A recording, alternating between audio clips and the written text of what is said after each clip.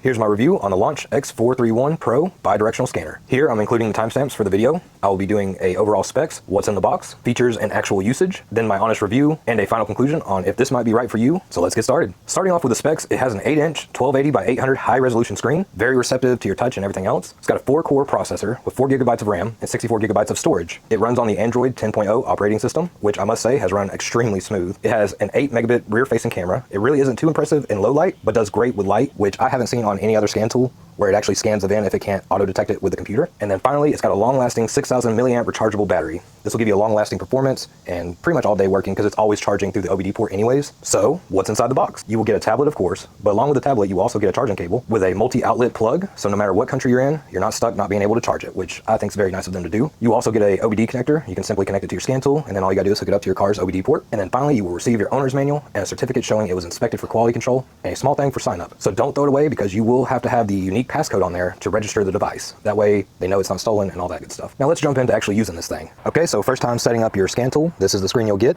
The X431 Pro Elite app is right up there at the top. So once you click on the app, you have to update all of the different softwares. All of it's free, but you will also have to register your device. So we're gonna go ahead and open it.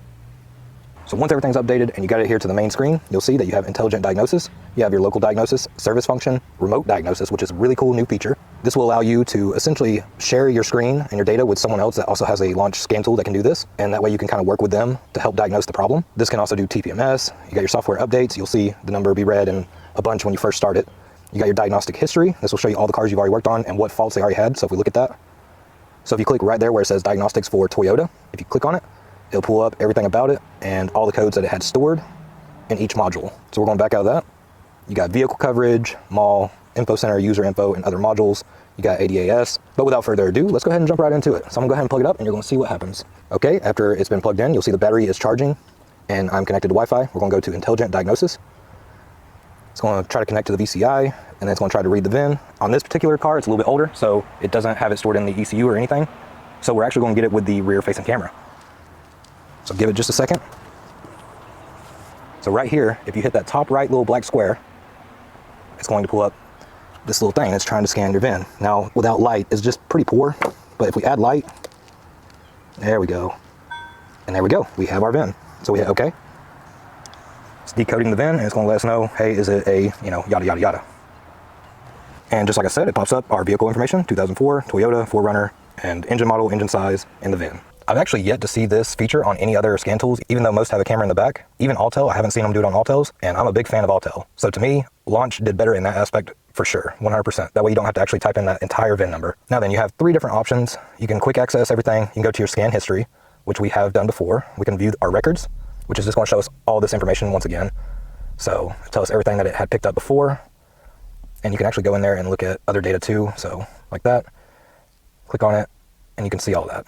So very cool, very useful information. You can see if it's coming back with the same problems or if it's new problems, but we're gonna go back again. Now we'll go to diagnostic. Okay, so we're in North America. We got the 16-pin DLC, so that's the one we're gonna use, but depending on where you're at, you may choose one of these other ones. Okay, once again, it just verifies that this is everything about this vehicle and you wanna make sure everything's correct. We'll hit okay.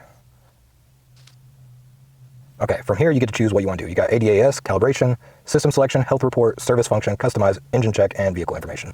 On this particular one, we're just gonna go into health report. This is gonna go through all of the available computers and modules and look for any fault codes. As you can see, this car has quite a few fault codes. You got your EOBD, OBD2, engine, ABS, TPMS, and you can just hit enter and go straight to it. Another thing you can do, which is pretty cool, you got pinning codes right there, but right here where you see the little Google icon next to current, so for P430, we'll just click that Google icon and it will pull up all the relevant information on it. And you could go in here and read about what that code is telling you and all that stuff. So it can be very handy. We're gonna go ahead and go back. We'll go into our engine. Of course, from here, you got your basic read fault codes, clear fault codes, read freeze frame data, read data stream, actuation test, which is your bidirectional little tools, and your special functions. So if we read fault codes, we can of course read what we already seen.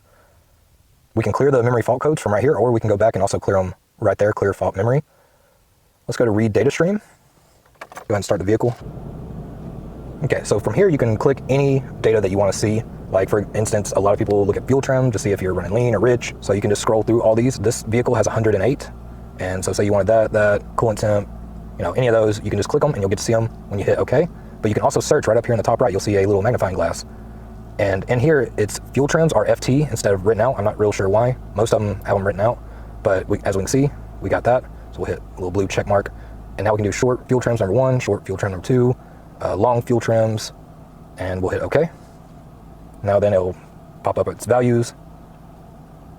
So here we can start our diagnostic procedures. You can save your samples, compare samples, you can graph it, report it, or record it, which, depending on your situation, you may need, you may not. Up in the top right-hand corner, I have it in English, but you can put it in metric as well. It's not going to change for these datas other than the temp. So I'll switch it back to English. It goes to Fahrenheit, but it will be relevant with other data PIDs depending on what you choose. Now, if we go to graph, here's a graph of all of them. We can see what they're doing and everything else. Okay, so we can see our values now that they've progressed a little bit more. And what you can do is you can actually touch on one. So let's say short fuel trim number 2. And there we go, we get a better graph. We can actually do our zoom in gesture with our 2 fingers. And we can get a shorter time to see what the peaks and valleys are. Or you can do the expand gesture. That's just taking your 2 fingers apart and putting them together. And now you can see everything that's been recorded up to this point. And then we can always hit the back button and go back and see our other graphs. Now, if we want to combine our graphs, we'll hit combine. Okay, so you can have a maximum of 4 data streams at a time. So we'll go ahead and take some of these off. We'll say we want our long terms and our short terms. And then if you click to the side, it will of course move it out of the way. Now we can see how they correlate with each other. Once again, depending on the data you're working with, this is going to be more valuable or less valuable, but it's a really great feature and any auto mechanic's going to need it. Once again, you can zoom it out or zoom it in. That way you can get a clearer idea of what's going on. Okay, so we're going to go ahead and go back. All right, we got our special functions and actuation tests. So I'll give you a quick look at those. These are going to be your bidirectional features most of the time. So as you can see, we can change the injector volume. We can turn on and off the fuel pump. We can actually stall out the car if we wanted. Fuel pump relay, line pressure. Now, the more sophisticated and newer your car is, this is a 2004. I'm honestly surprised it has, as many as it does, to be honest with you. But the newer it is, the more modules it's got, the more stuff it can do. So this is just a basic 2004. Remember that.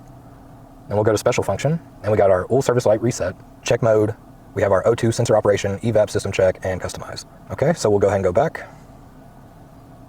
Now then, with all of this, you can, from this screen, you can clear all VTCs. I wouldn't recommend doing that unless you wrote down everything you have.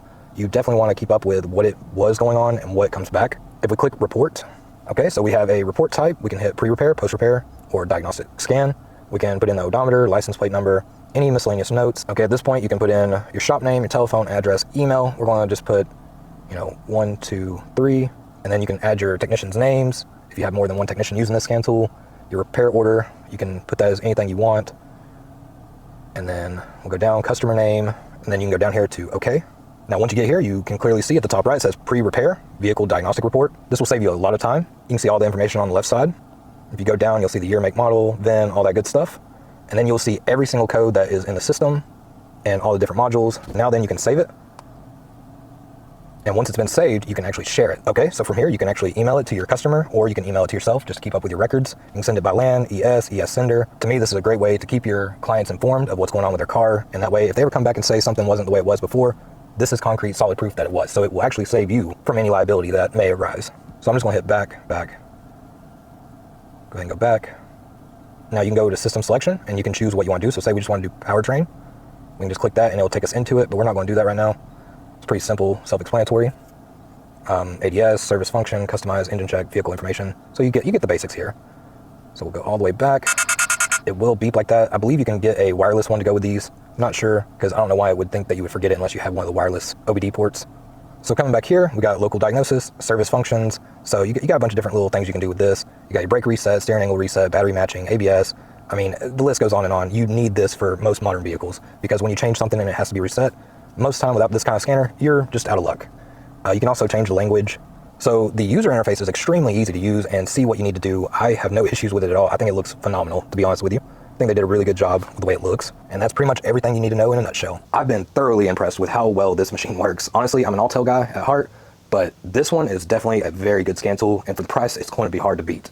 So after using it for a while, I can confidently say that this is made for professionals. So don't let that price tag fool you, because this has some serious capabilities. From being able to program keys to bidirectional features that are only found on premium scan tools, and all the nice little conveniences in between. So my final conclusion on this, if you are wanting to be able to work like a pro or starting off as a mechanic, this is a great scanner for the money that will more than pay for itself. If you're just a DIYer that only does small repairs here and there, this may not be right for you. Instead of something much more affordable with less features such as the Launch C Reader. But regardless of who you are and your skill level, I still think this is a good investment just for the potential savings with it being able to read and talk to all the different modules inside of your car. So to me, this is a no-brainer. Hope this video was helpful and best of luck to you all.